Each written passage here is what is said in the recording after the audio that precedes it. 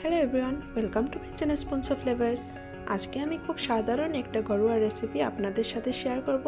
আমি আশা করি আপনাদের সবার ভালো লাগবে আর আমার মনে হয় এই রেসিপিটা অনেকেরই পছন্দ। তো আমি আজকে বানাবো বেগুন দিয়ে মৌরলা মাছের ঝাল। তো এই মৌরলা মাছ অনেকেই মকা মাছ বলেই থাকেন। তো এই মৌরলা মাছের সঙ্গে আমি যা যা উপকরণ লাগবে তাই আমি একসঙ্গে রেডি করে নিলাম। যেমন এখানে নিলাম পেঁয়াজ কুচি, বেগুন আর টমেটো। এখানে টমেটো ছোট সাইজের টমেটোটা দুটা নিলাম। আর এই ছোট সাইজের টমেটোটা অল্প টকও হয়। আর এই বেগুনের ঝালের মধ্যে অল্প টমেটো টক থাকলে কিন্তু খুবই ভালো লাগে। তো প্রথমেই আমি মৌরলা মাছের মধ্যে হলুদ গুঁড়ো, লঙ্কা গুঁড়ো আর নুন দিয়ে কিছু সময় মেখে রেখে দেব।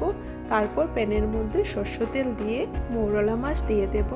আর মৌরলা মাছ উল্টে পাল্টে ভালো করে ফ্রাই করে উঠিয়ে নেব। আর অনেকেই কিন্তু মৌরলা মাছ অল্প ফ্রাই ভালো পান, কিন্তু আমার এইভাবে ফ্রাই করলে খুব ভালো লাগে।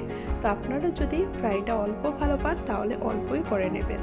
তো এখানে আমি দিয়ে দিলাম অল্প সরষের তেল আর দিয়ে দেব পেঁয়াজ কুচি।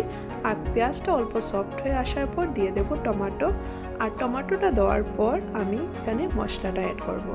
এখানে দিলাম যেমন নুন, হলুদ গুঁড়ো, লঙ্কা গুঁড়ো। এখানে কিন্তু আমি জিরা ব্যবহার করিনি, আপনারা চাইলে দিতে পারেন।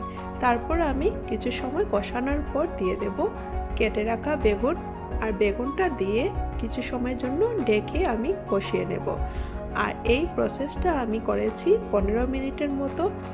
মিডিয়াম টু হাই ফ্লেমে ভালোভাবে কষানোর পর দিয়ে দেব কাঁচা লঙ্কা। আর কাঁচা লঙ্কা দিয়ে কিছু সময় কষানোর পর দিয়ে দেব পরিমাণ মতো জল। আর জলটা দেওয়ার পর কিছু সময় ফুটতে আসতে দেব। আর ভালোভাবে ফুটে আসলে দিয়ে দেব ভেজে রাখা মৌরলা মাছ। মৌরলা মাছটা দিয়ে ভালো করে মিশিয়ে নেব বেগুনের সঙ্গে। তারপর দিয়ে দেব ধনেপাতা কুচি। আর ধনেপাতা কুচি দিয়ে কিছু সময় রেখে দেব এইভাবে। আর তারপর নামিয়ে নেব। আর আমরা নামিয়ে গরম গরম ভাতের সঙ্গে সার্ভ করে নিয়েছি।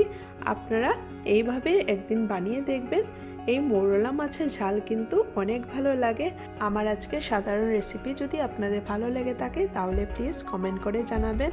আর আমার ভিডিওটি যদি ভালো লেগে থাকে তাহলে লাইক শেয়ার করে দেবেন। আজকে ভিডিওটি সম্পূর্ণ দেখার জন্য ধন্যবাদ।